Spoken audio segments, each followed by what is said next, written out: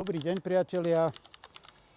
Aj vy riešite problém, ako v zimnom období odísť na zimnú dovolenku alebo dovolenku exotickú a zbaviť sa starosti, ako a kto mi bude zatvárať kryt s exotickými rastlinami. Každé ráno je potrebné kryt otvoriť, večer kryt zavrieť. Jednoducho všetky kryty potrebujú starostlivosť. Ako sa tomuto vyhnúť? Odprezentujeme si v dnešnom krátkom videu.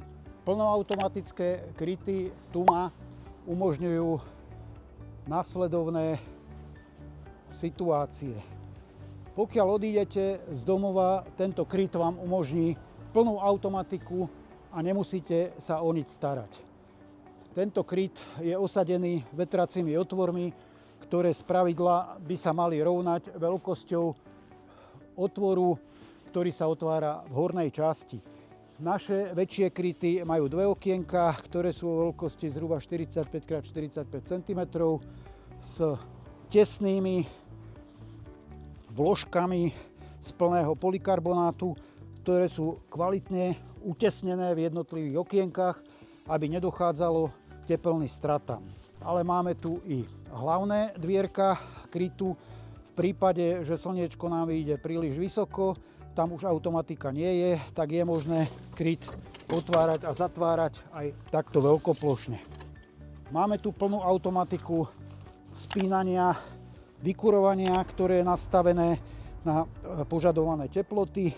Máme tu plnú automatiku osvetlenia, ktoré je možné nastaviť na hodiny alebo senzor podľa stmievania.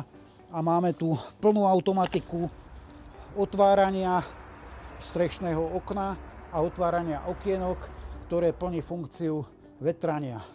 Automatika spočíva v možnosti ovládania 4 spôsobmi.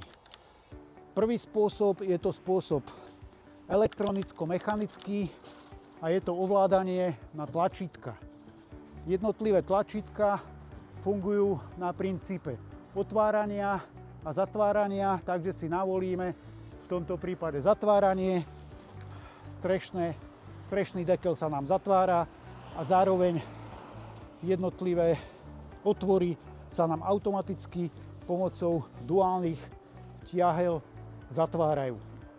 Kedykoľvek to môžeme ručne prerušiť, zapnúť zase otvorenie. Otvorenie sa otvára do výšky 40 cm. Variant 2 je na princípe aplikácie, ktorú využívame k ovládaniu. Aplikácia nám umožňuje otváranie. Tu vidíme okienko, ktoré máme plne otvorené, takže kedykoľvek si ho môžeme zavrieť. Aplikácia nám ukazuje, ako sa okienko zatvára, môžeme ho prerušiť, môžeme si otvoriť.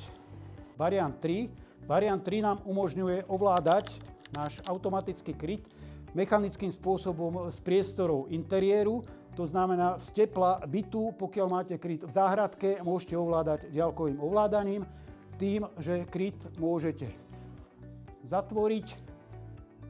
Vidíme, že sa pomaličky zatvára. Kedykoľvek prerušiť a samozrejme pustiť otváranie. Variant automatického otvárania 4. V tomto variante opäť využívame aplikáciu. V tejto aplikácii si otvoríme okno pre automatiku. Tu vidíme nastavenú aktuálnu teplotu, respektíve aktuálnu teplotu v kryte, ktorá je 4 stupne Celzia.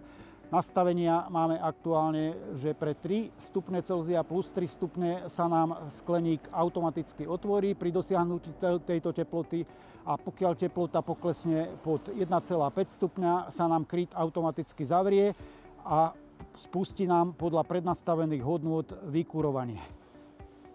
Tieto možnosti automatiky krytu nám umožňujú byť kdekoľvek na Zemi, kde je signál GSM, a v podstate máme možnosť kontrolovať prácu tohto krytu. Dokonca u nás máme aj kameru, ktorá nám sníma kryt a pozeráme sa na to, ako to pracuje. Priatelia, pokiaľ vás táto možnosť aplikácií na ovládanie krytu zaujala, sledujte náš kanál, vieme vám ponúknuť túto predprípravu. Je to možné iba na naše kryty, ktoré sú kvalitatívne vyrobené tak, aby statické možnosti tohto krytu umožnili toto tesné otváranie bez akýchkoľvek tepelných strát alebo s minimálnymi tepelnými stratami plnú funkčnosť krytu. Takže sledujte nás na našom kanáli alebo sledujte náš Facebook a stránku www.palmicikasi.sk. Dovidenia.